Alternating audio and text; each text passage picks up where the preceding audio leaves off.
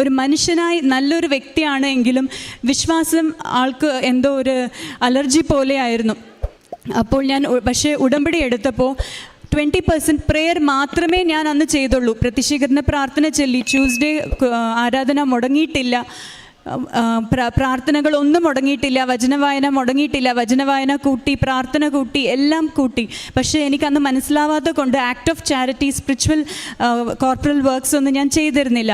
എന്നാൽ പോലും അന്ന് ഇൻസ്റ്റൻ്റായിട്ട് എൻ്റെ ഹസ്ബൻഡ് 10 വർഷമായി ഞാൻ എൻ്റെ ഹസ്ബൻഡ് വിശ്വാസം ഉണ്ടാവണം, വീട്ടിൽ സമാധാനം ഉണ്ടാവണം, ഞങ്ങൾക്ക് സമാധാനത്തോടെ കഴിയണം എന്ന എൻ്റെ പ്രാർത്ഥനയ്ക്ക് ഉത്തരം ലഭിച്ചു.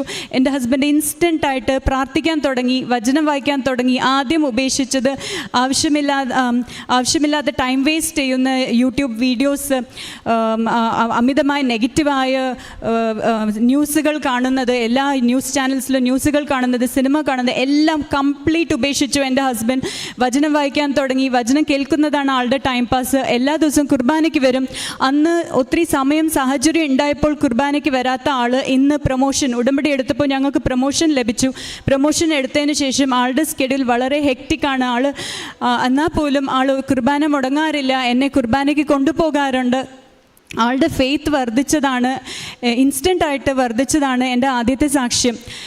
ഇത് 2021 ഉടമ്പടി എടുത്തപ്പോൾ ലഭിച്ചതാണ്. 2022 ആയപ്പോൾ എനിക്ക് കൃത്യമായി മനസ്സിലായി 40% ആക്ട് ഓഫ് ചാരിറ്റി ചെയ്യണം, 40% സുവിശേഷ വേല, 20% ആണ് പ്രെയർ. അപ്പോൾ ഞങ്ങളത് മനസ്സിലാക്കി ഞാനത് ചെയ്യാൻ തുടങ്ങിയപ്പോൾ ജൂൺ 5 ആണ് ഞാൻ ആദ്യം 2022 ഉടമ്പടി എടുക്കുന്നത്. ഒരു വീക്കിൽ 10 വർഷമായി ലഭിക്കാത്ത പ്രൊമോഷൻ, എൻ്റെ ഹസ്ബൻഡിന് പ്രൊമോഷൻ റെക്കഗ്നിഷൻ ലഭിച്ചു. അതോടുകൂടി ആളുടെ വിശ്വാസം ഒന്നും കൂടി വർദ്ധിച്ചു. താനൊരു പ്രാർത്ഥനക്കാരനാണെന്ന് പുറത്ത് കാണിക്കുന്നതിൽ ഷൈ ആയിരുന്നു.